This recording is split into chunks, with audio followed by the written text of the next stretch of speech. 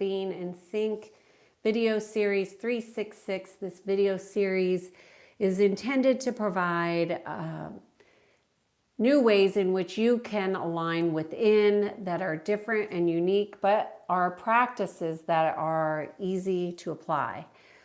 One thing is that the language that I'm sharing is quite different than what you'll see in most videos. That's because I'm approaching everything from the natural laws, and the natural laws uses a different type of energy language. So today we're talking about imposter energies. Imposter energies are pretty much associated with every traumatic experience you may have experienced. Why is that? Well, it's because what you thought things were, they weren't. That's the epitome of imposter energy. And people take on imposter energies. They will pose as one thing and do something else. They will present one way and be another. There are other terms that people use as diagnoses that will lock people in an identity, but I think it's actually way more complex than just simply slapping a title on an energy and saying, you know, all these people are have this diagnosis, if you will. A narcissist is a term that gets thrown around a lot, but it doesn't even come close to really touching on the complexity of the issue that those personas have on the people that are around them. So I want to talk about people appearing one way and being another. And one way that you can address this is to, number one, ask questions. You know, go more than one question. Go 2, 3, 4, maybe even 5 questions deep, and you will know. Imposters do not come prepared to go deeper than one question. They bank on you not asking any questions, okay? They bank on you trusting them. They bank on you not utilizing critical thinking. It's the absence of critical thinking that gets most people into dilemmas that are very uncomfortable and painful. So when an imposter energy is challenged with questions, you don't have to be challenging. You can actually just ask questions that may be perceived as challenging. Your job is not to control how things are perceived. Your job is to use critical thinking. Critical thinking entails asking questions and making sure you go in more than one question deep. If you stop at one question, you will not be able to tell. Because what you want to tap into is the feeling that you get when you are asking the questions. I'm going to give you an example of an executive. She was part of an executive staff that I was on. She appeared with a lot of education. She had a master's. I laugh because she was not the smartest person, but she had degrees. So having degrees gives you the appearance that you might be smart, that you might be very intellectual. But when you start to challenge people with questions and you pay attention to, number one, how they're answering you, and number two, how their answers feel within your body when you're hearing them.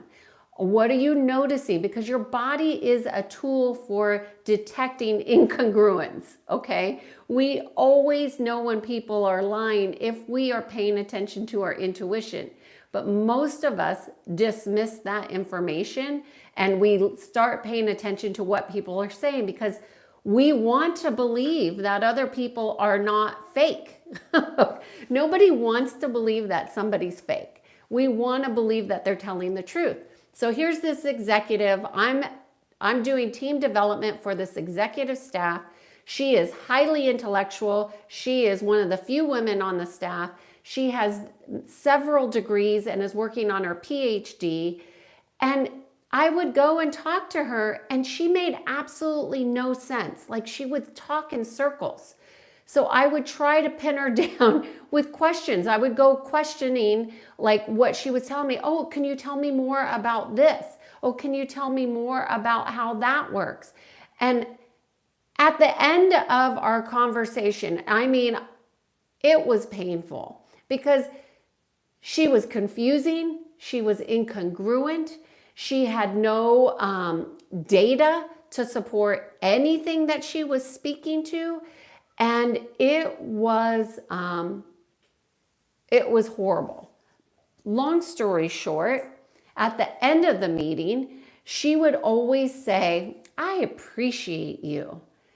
I appreciate you. You are appreciated. And I thought, I have never heard anybody say that. That was a really odd thing for me to hear somebody say in a meeting. And I thought maybe it was a cultural thing, but no, it wasn't a cultural thing. She was the only one that was doing it in that town, in that meeting, in that culture of the organization. So it was not a cultural issue.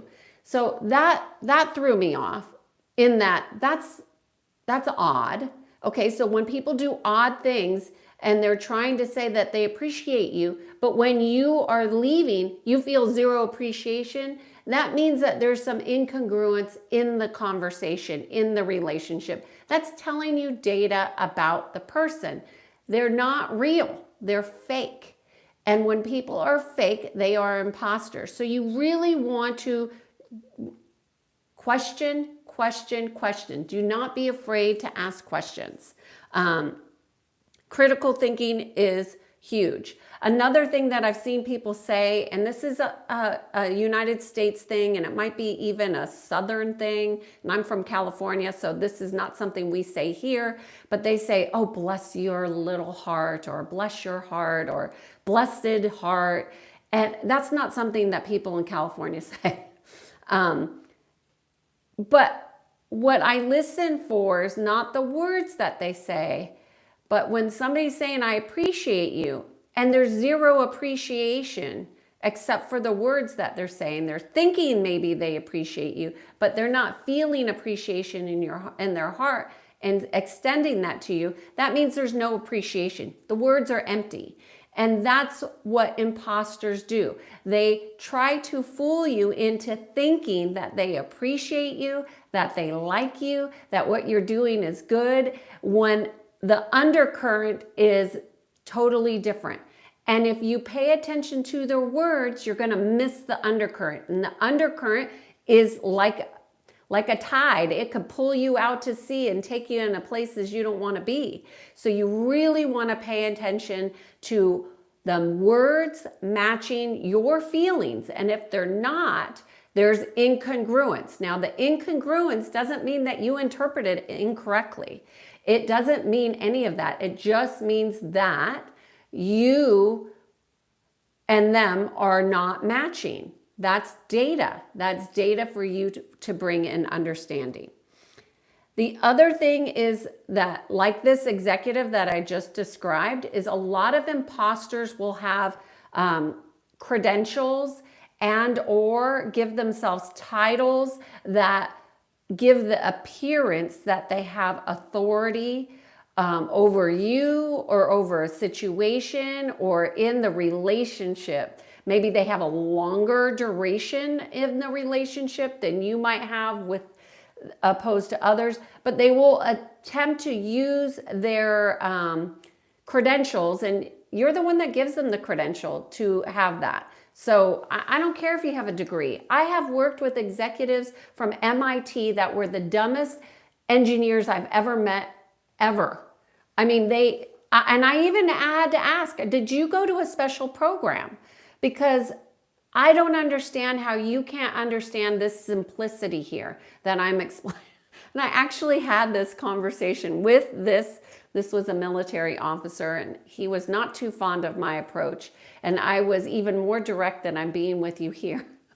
But I said, what special program do they have at MIT that I need to be aware of?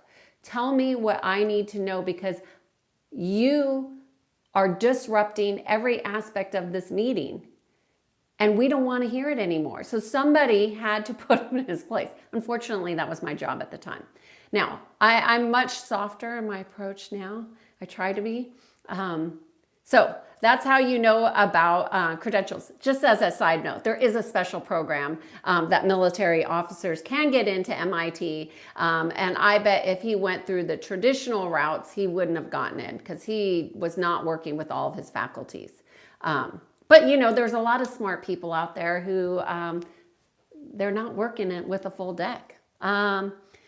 But this is where your critical thinking is, because just because, you know, in the past, if somebody came from MIT, I would just imagine that what they were saying, I would give them credibility just because of their degree. Now, I know better.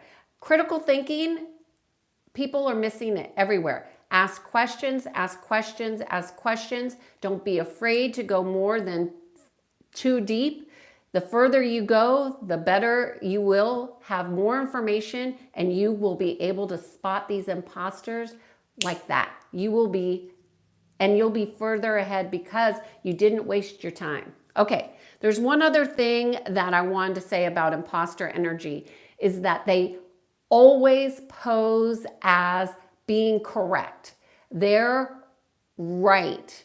They will almost pose as if it's okay for them to know their correct answer for themselves. That's fine. But what imposter energy is they make their answer everybody's answer. Like that the other answers are not possible for them to have. So there's a right and a wrong. And there's judgment for your answer not being in alignment with their answer. That is imposter energy,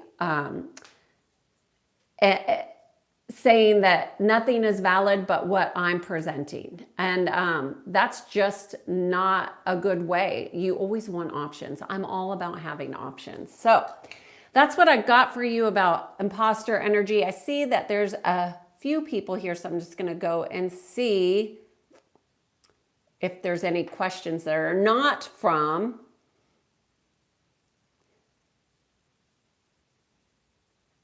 a bot. So looks like we have some bots here.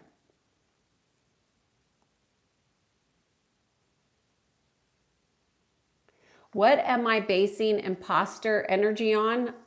I'm basing it on energy that I read in the field, in clients. I'm basing it on my own experience. I am basing it on my own awareness of what I experience and sharing my experiences with you. What do you base your imposter energy on? How do you discern it?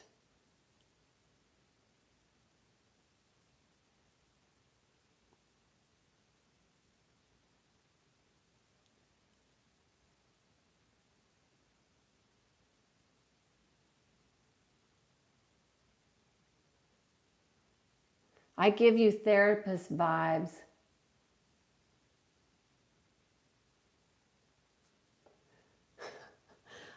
I'm not a therapist. In fact, any energy person who does energy psychology is not a therapist. I am definitely not a therapist. I don't pose as a therapist, nor would I want to be a therapist.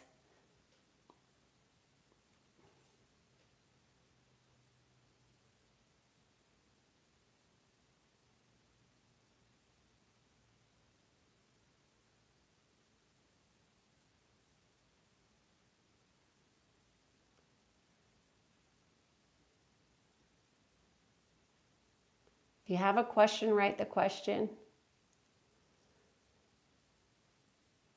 Okay. My suggestion for imposter energy is that you start to discern for yourself what you believe to be real in a relationship within yourself. And as you discern that within yourself, you could feel when people are incongruent with you. I think that of all the things about imposter energy, I just said, somebody just said, what is imposter energy? Imposter energy is fake. It's false. It's something that appears as one thing and it shifts and changes into something else. It is not a shapeshifter, which is a different type of energy. It is just a false impression of who and what they are. That's the gist of an imposter. They will show up in one way but be something else. Almost like Halloween. You know, people put on costumes, they play a role, and then but underneath there's something else going on. That's what an imposter is.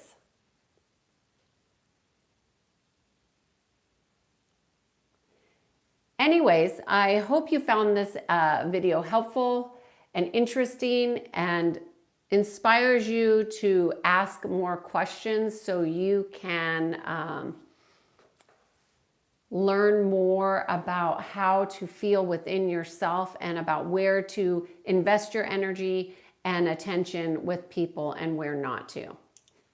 Anyways, if you have any questions, feel free to leave me a comment or a thumbs up. I appreciate you being here. Have a great day. Bye.